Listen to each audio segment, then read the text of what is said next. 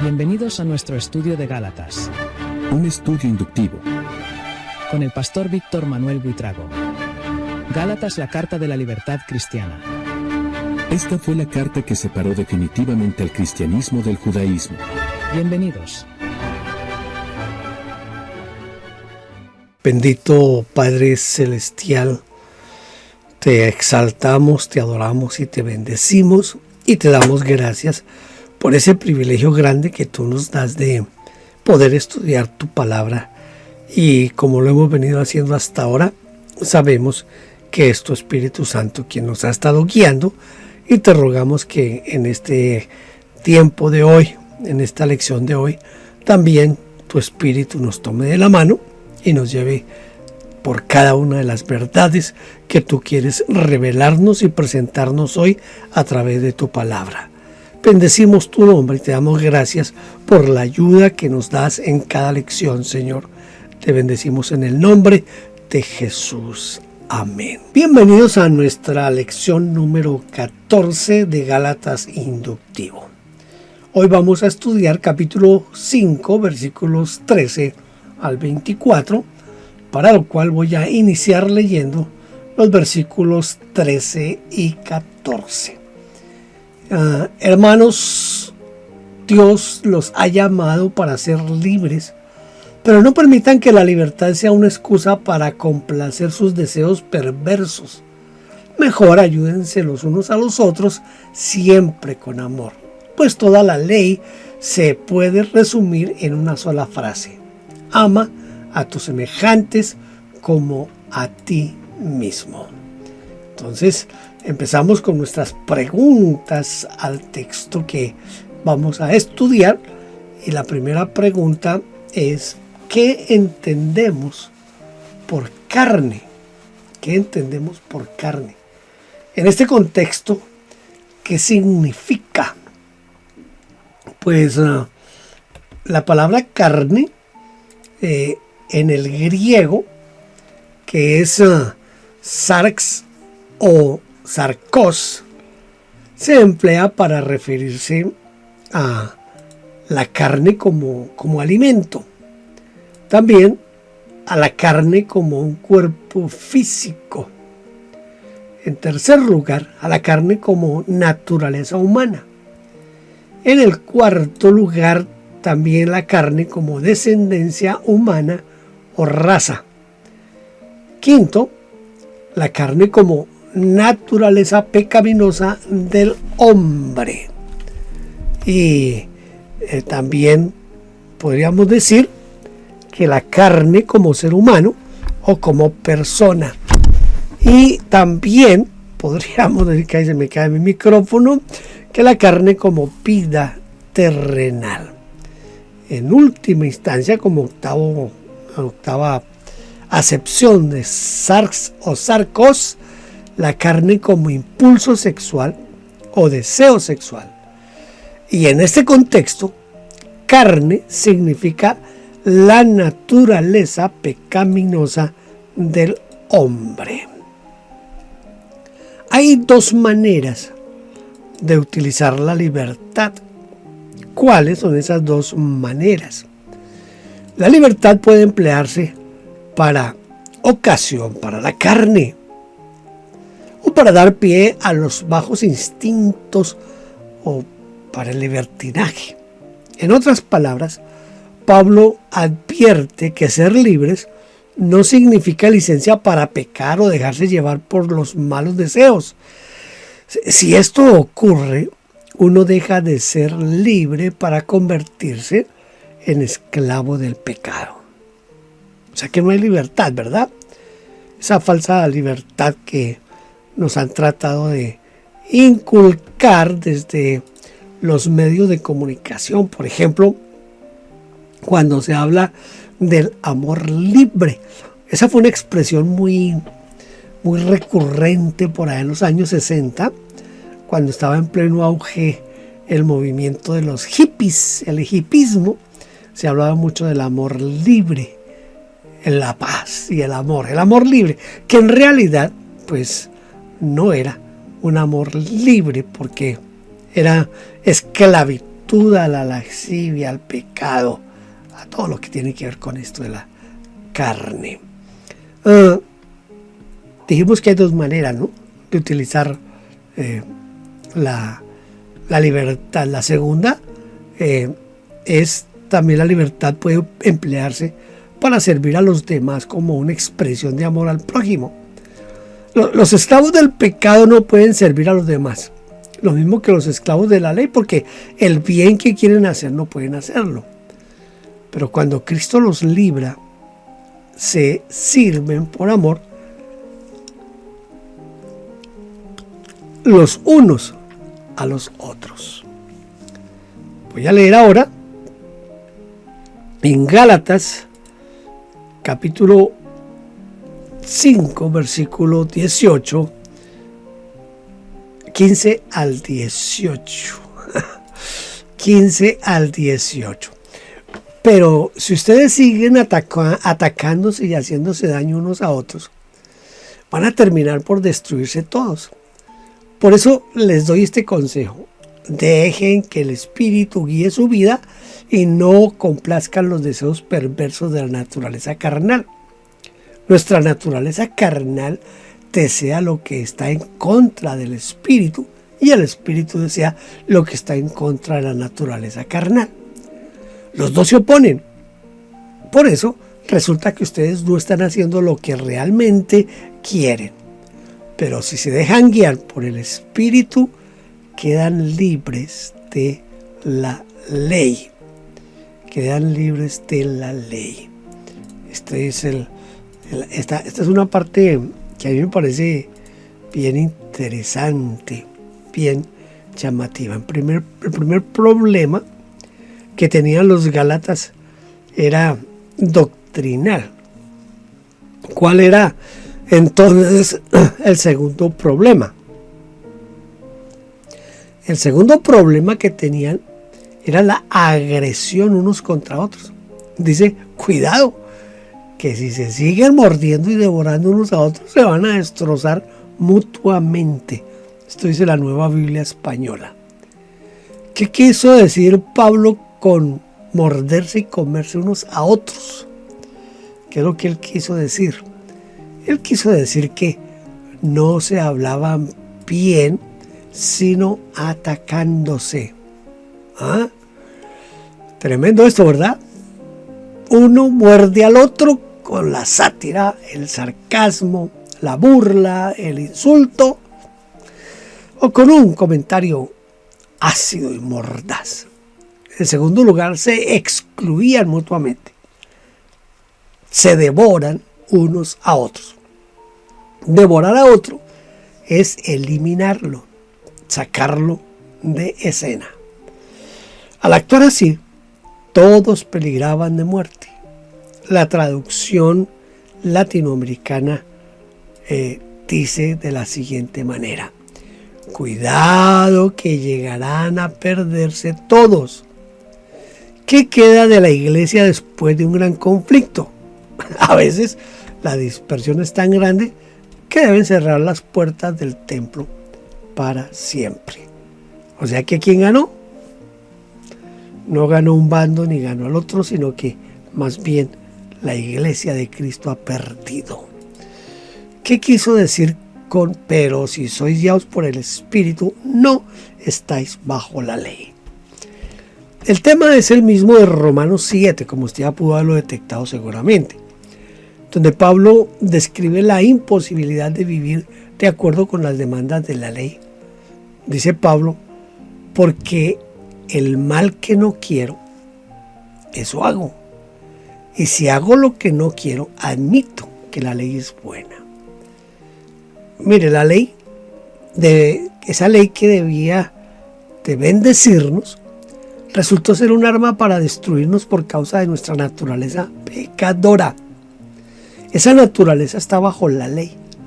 La ley depende de nuestra voluntad para cumplirla, pero como la voluntad no puede contra el pecado, bueno, tarde o temprano sucumbe.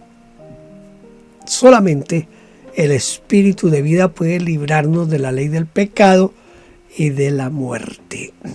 Ahora, Si dependemos del Espíritu, no podemos seguir dependiendo de la ley. La ley no necesita del Espíritu. La ley demanda obediencia y punto.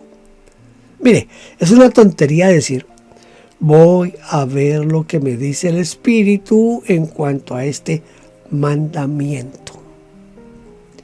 El Espíritu no dirá nada porque la ley es buena.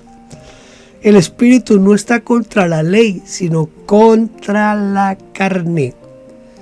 Cuando algunos pensaban que podían cumplir la ley con la ayuda del Espíritu, se encontraron que no podían hacer nada a causa, escuche, no podían hacer nada por causa de la guerra que existe entre el Espíritu y la carne. Pero al ser guiados por el Espíritu, ya no estamos bajo la ley. Tenemos una autoridad superior a la ley que está sobre nosotros. Eso que es superior es el Espíritu Santo. Y mientras vivamos en el Espíritu y dependamos del Espíritu, ahí sí somos realmente libres. Libres. Voy a leerles ahora Gálatas capítulo 5 versículos 19 al 21. Está muy claro que las cosas que hace nuestra naturaleza carnal son inmoralidad sexual, impureza, descontrol, idolatría, participar en brujerías, odio, discordia, celos, iras, rivalidades, peleas, divisiones, envidias, borracheras, parrandas y otras cosas parecidas. Ya les advertí contra eso y ahora les vuelvo a decir lo mismo, que todos los que hacen eso no tendrán parte en el reino de Dios. Yo sé que usted lo conoce este texto un poquito más desde la Reina Valera del 60, pero me gusta esta versión que he utilizado aquí.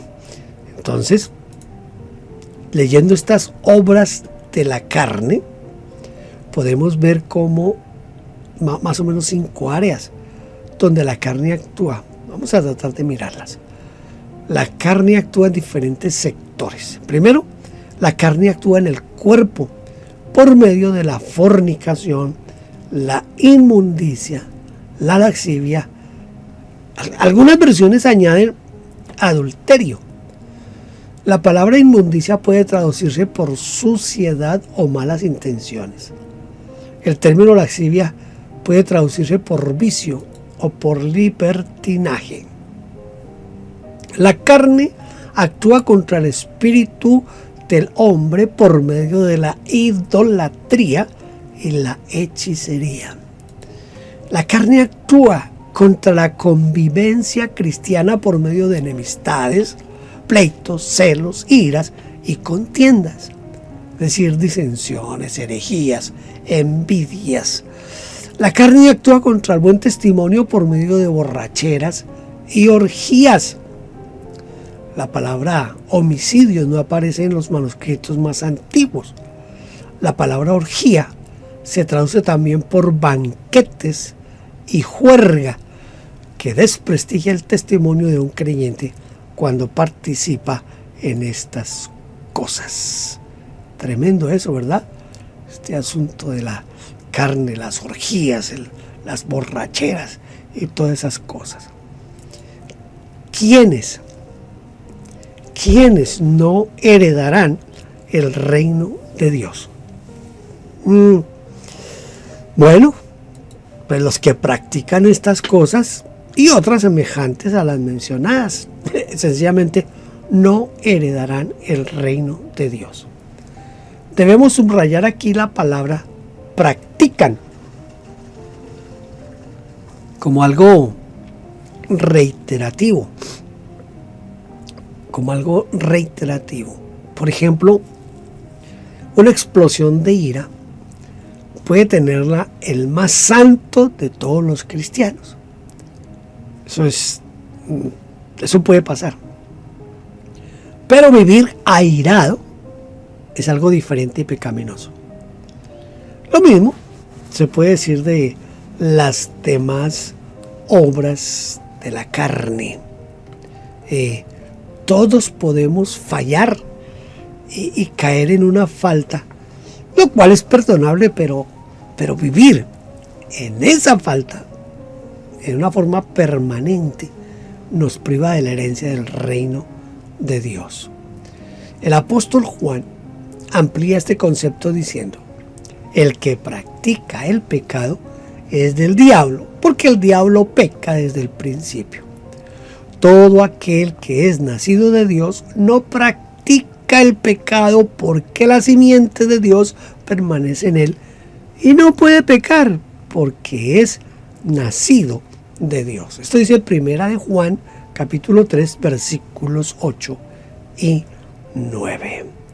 Vamos ahora a leer Gálatas 5, 22 al 24. En cambio, escuche, en cambio, el Espíritu produce amor, alegría, paz, paciencia, amabilidad, bondad, fidelidad, humildad y dominio propio. No existe ninguna ley en contra de esas cosas. Todos los que pertenecen a Cristo han crucificado su naturaleza carnal con sus pasiones y sentimientos egoístas. A ver si lo puedo decir en Reina Valera del 60. Mas el fruto del Espíritu es amor, gozo, paz, paciencia, benignidad, bondad, fe, mansedumbre y templanza, y contra tales cosas no hay ley. ¡Wow! Lo pude decir de memoria. Entonces, ¿qué diferencia existe entre obras? Note que Pablo, cuando habló de la carne, dijo obras de la carne. Pero cuando habla del Espíritu, habla de fruto. Entonces hay una diferencia o contraste entre las obras de la carne y el fruto del Espíritu, no solo en su esencia, sino también en el tiempo. Las obras se hacen y se ven de inmediato. Por eso son evidentes. Por ejemplo, una borrachera. Una borrachera se ve al momento, se ve al instante, ¿verdad? No hay manera de decir que no está borracho. En cambio, el fruto es el resultado de un largo, de un largo proceso que requiere tiempo. Mire, primero se planta la semilla. Hay que buscar buena tierra. Entonces se busca en buena tierra. Se supone que los que hemos aceptado a Cristo somos buena tierra. Entonces la semilla se planta y se espera que germine y que luego crezca hasta madurar y producir el grano o fruto para reproducirse. Cuando somos dóciles a la palabra de Dios y al Espíritu Santo, la vida comienza a generar vida. No depende de nuestro esfuerzo ni de la voluntad, sino del poder de la semilla y nuestra receptividad. La semilla es la palabra de Dios, es la vida en el Espíritu. La tierra somos nosotros, esperamos ser buena tierra para producir fruto. Note que no dice frutos. ¿Por qué? ¿Por qué fruto? ¿Y por qué está en singular y no en plural? Dice fruto y no dice frutos. La mayoría de cristianos mencionan siempre en el plural, frutos, pero no son los frutos del Espíritu. Es el fruto del Espíritu Santo. La palabra fruto está en singular porque se trata de una unidad. Es un fruto con varios compartimentos o ingredientes que se llaman, como ya lo cité hace un momentito, amor, gozo, paz, paciencia, benignidad. La benignidad tiene que ver con la comprensión hacia los otros, con la amabilidad. La bondad, la fe, que tiene aquí que ver más con la fidelidad. La mansedumbre, la templanza, que es el dominio propio, la continencia. Estos ingredientes del fruto del Espíritu no se deben separar. Uno no puede decir, yo tengo amor, pero no tengo gozo. No, tengo bondad, pero no tengo dominio propio. No, el fruto incluye todo el paquete. No es que yo tenga una parte y que la otra no. Porque si falta una sola parte, ya entonces no es fruto del Espíritu Santo. A ver, voy a atreverme aquí a hacer una analogía que casi siempre he utilizado cuando hablo del fruto del Espíritu. Vamos a suponer que yo voy a hacer un arroz con pollo. Yo no sé si usted sabe, ha comido alguna vez arroz con pollo. Es uno de los platos, podríamos decir, como preferidos en las reuniones sociales en mi país, en Colombia. En un matrimonio, en una primera comunión, en un cumpleaños, en un aniversario.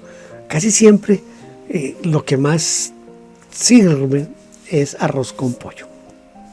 Vamos a hacer un arroz con pollo. Entonces yo pongo el recipiente. Nosotros le decimos la olla.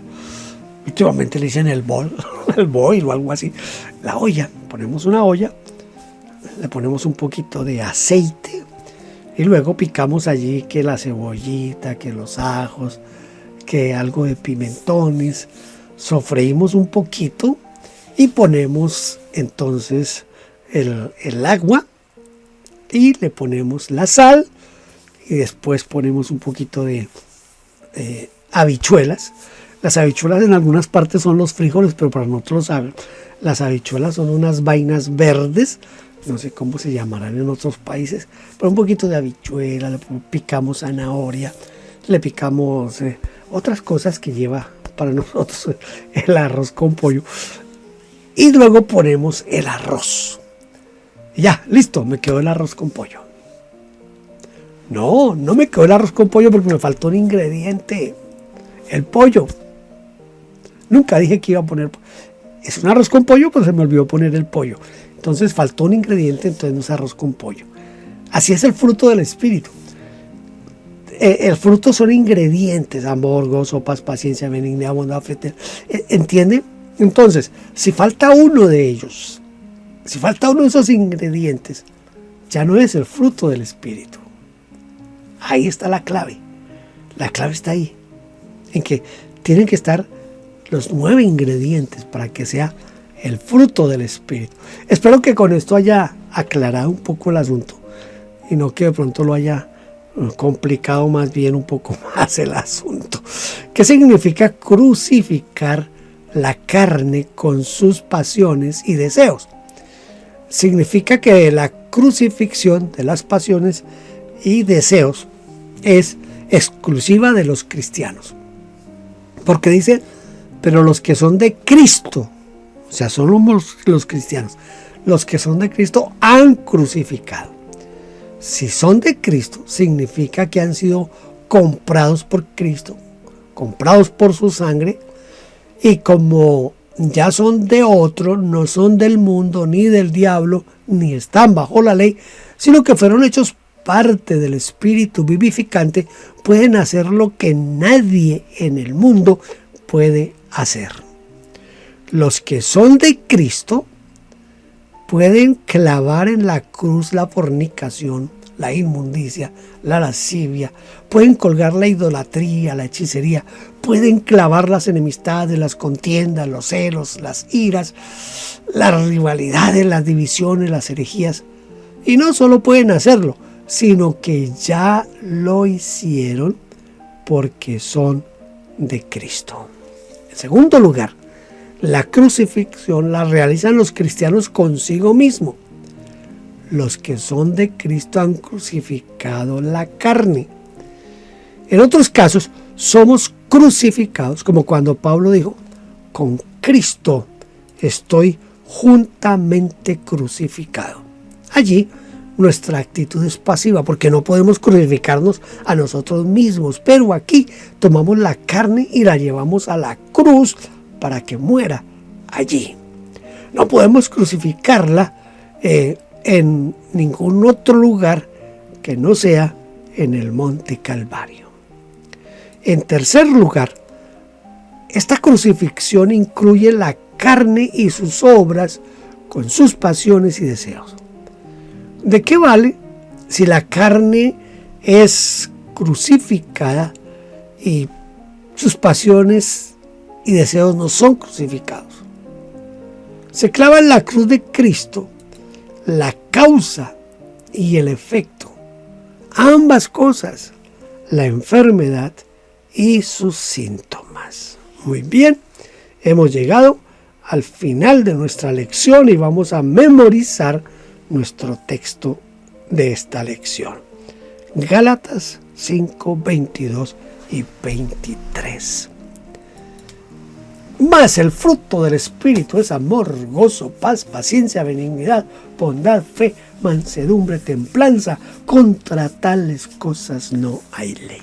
Está muy fácil porque usted lo ha escuchado cientos de veces, miles de veces ha escuchado este pasaje de Gálatas capítulo 5, versículos 22 y 23. Es bien fácil el versículo. Yo sé que usted lo va a aprender fácil si no se lo sabe. Yo creo que la mayoría se lo sabe. Mas el fruto del Espíritu es amor, gozo, paz, paciencia, benignidad, bondad, fe, mansedumbre y templanza. Contra tales cosas no hay ley. Gracias por haber estado conmigo en la lección número 14. Nos quedan 2 lecciones, la 15 y la 16, y terminamos nuestro estudio de Gálatas inductivo. Dios lo bendiga y lo espero en la lección número 15. Que tenga un bonito día, una hermosa semana. Gracias por vernos. Favor inscribirse en nuestro canal. Denos un like, toque la campanita y déjenos su huella con un comentario. Bendiciones.